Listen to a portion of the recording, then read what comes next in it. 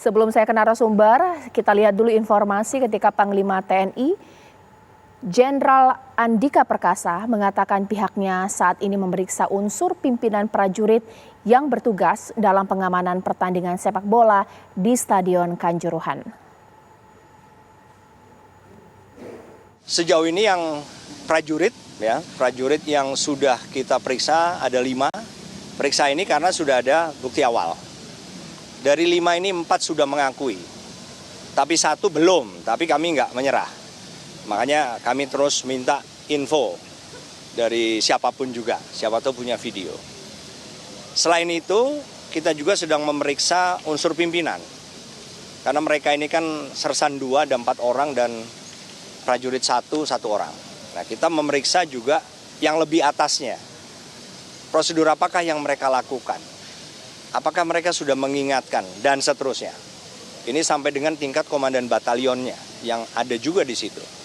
Jadi kami terus, ini juga satu bentuk evaluasi karena nggak boleh terjadi. Berarti kan briefing penekanan tentang batas kewenangan TNI dalam bertindak walaupun kita BKO, itu berarti tidak. Sebelum saya ke Pak Wahyu untuk nanti bertanya mengenai prosedur pengamanan, saya ingin ke Mas Adi terlebih dahulu karena sebagai pecinta sepak bola di sini, tanpa mengurangi rasa berduka kita kepada korban, bahkan untuk para Aremania. Sebenarnya saya bertanya-tanya, masyarakat Indonesia juga bertanya-tanya, ketika ada supporter yang mungkin berteriak, selebrasi, atau seperti di Stadion Kanjuruhan kemarin turun ke lapangan, itu maksudnya apa sih? Karena dari aparat mengatakan, bentuk pembelaan diri kami ketika kami menembakkan gas air mata karena penonton rusuh seperti itu. Ini bagaimana? Nah, jadi yang perlu kita luruskan ini tidak ada kerusuhan penonton. Penonton sepak bola kita sudah beradab, sudah paham adab-adab cara menonton bola. Itulah sebabnya sepak bola kemudian sekarang ini sudah menjadi tontonan keluarga. Kalau kita lihat korban-korbannya kan remaja, anak-anak, ya. Ada ibu-ibu, suami istri. Jadi kalau kebiasaan, saya mempelajari karakter supporter beberapa klub, itu mereka memang kadang-kadang kalau sudah selesai, itu turun ke lapangan, ada juga untuk selfie-selfie, atau kalau masih ada pemain minta kaos, foto bersama. Kalau misalnya ada kekecewaan paling maki-maki, selesai. Dan kalau kasus Kanjuruhan ini kan pemain sudah diamankan, wasit sudah diamankan, pemain lawan Persibaya sudah diamankan. Jadi kesan bahwa seolah-olah mereka turun ke lapangan kemudian marah karena kalah, itu menurut saya juga nonsense. Saya sudah ngobrol kemarin agak panjang dengan Safril, salah satu pentolan Aremania. Itu memang hal yang biasa di sepak bola. Apalagi sekarang ini kan sepak bola itu sudah bagian dari weekly. Kadang-kadang minggu ini menang, minggu depannya menang, kemudian kalah. Itu sudah hal yang biasa. Jadi kekalahan bukan menjadi pemicu kemarahan supporter. Nah, itunya mungkin ada kesalahpahaman, ada ketidakpahaman aparat dan pelaksana. Jadi sekali lagi saya jelaskan bahwa penonton sepak bola kita sudah memahami adab-adab nonton sepak bola. Yang tidak mau belajar ini adalah penyelenggara dan aparat keamanan. Harusnya itu juga mereka belajar bagaimana mengamankan sepak bola. Kita kan sudah puluhan tahun belajar nonton sepak bola dari liga-liga Eropa, dari Piala Dunia, dan sudah belajar masyarakat itu. Okay. Yang belum belajar, yang malas belajar ini kan aparat dan pemerintah, bagaimana mengelola sepak bola. Oke, ini yang dikatakan oleh Mas Adi bahwa hal yang wajar, selebrasi, rasa euforia, bahkan turun ke lapangan dari para supporter. Atau contoh, khususnya Aremania, seperti itu bagaimana, Mas? Di konser-konser musik, begitu selesai penonton itu sering juga ke belakang panggung, mencalamin foto-foto selfie, hal yang biasa. Nggak ditembakin gas air mata ya, oke. Baik, nah sekarang saya akan tanya kepada Pak Wahyu. Pak Wahyu, sebenarnya mengenai prosedur pengamanan, kalaulah memang tidak ada perintah untuk menembakkan gas air mata, lantas kenapa gas air mata dibawa dan bahkan ditembakkan, dan pelibatan unsur BRIMOB dalam stadion pertandingan sepak bola ini sebenarnya tepat tidak sih Pak, mengingat kalau BRIMOB seringnya berhadapan dengan kerusuhan, aksi demonstrasi dan lain-lain? Baik, terima kasih. Yang pertama saya setuju dengan statement Mas Adi bahwa selebrasi itu hal yang biasa. Nah, tentang kepolisian, saya betul-betul karena ini tugasnya Kompolnas untuk ngawasi. Kita cek betul bahwa ternyata dari Polres Malang itu jumlah personilnya itu 1.000 sekian itu ya. Itu kalau mereka kan ada yang di polsek dari mana-mana, tidak hanya untuk urusan sepak bola. Itu kalau harus ngurusin sepak bola mungkin sekitar 100-200. Tapi karena ini pertandingan ini dianggap pertandingan yang punya potensi resiko tinggi, maka dimaksimalkan ada 600 orang yang di bawah yang merupakan anggota Polres Malang. Diambilkan dari polsek-polsek. Jadi karena kan harus ada tetap di tempat-tempat polsek, kemudian lalu lintas kan harus bertugas. Karena jumlahnya kurang, maka Kapolres bersuratlah kepada Polda untuk minta tambahan. Lalu ada tambahan bantuan dari polres-polres sekitar dan juga dari Brimob dan juga dari teman-teman TNI. Total ada 2.000 orang. Nah, mereka ini semua tidak di dalam lapangan, tetapi mereka ada yang di tengah-tengah ya, yang pakai baju preman, tetapi Brimob ini di luar. Brimob baru masuk itu setelah pertandingan selesai. Karena ketentuan di FIFA memang tidak memperbolehkan dengan pakaian seragam polisi masuk ke lapangan. Pada saat Kapolres sudah menyiapkan mobil Barakuda. Ini untuk pertandingan sepak bola tidak lazim di seluruh dunia. Tetapi dengan pertimbangan untuk mengamankan penonton karena diperkirakan ada suasana fanatisme dari supporter yang bisa euforianya tidak terkendali, perhitungannya ketika selesai pertandingan langsung pemain Persebaya di Majalengka Barakuda bisa keluar lapangan dengan aman.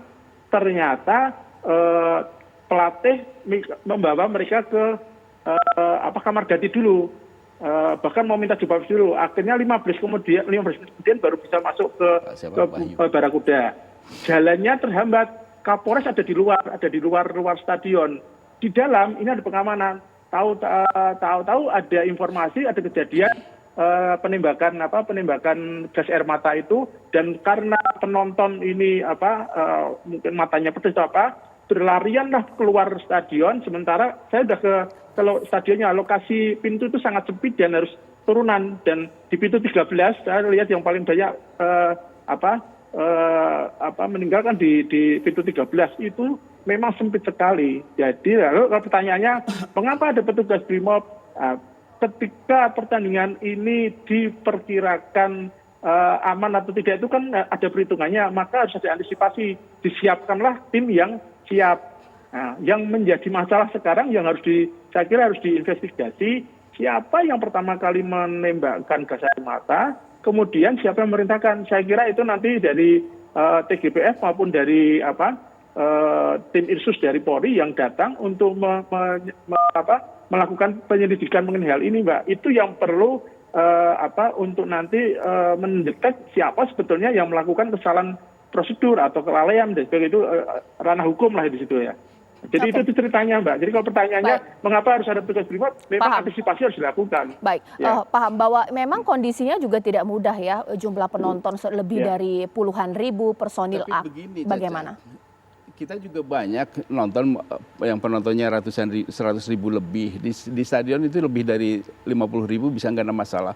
Tapi kenapa sekali lagi saya jelaskan bahwa kenapa FIFA melarang gas air mata?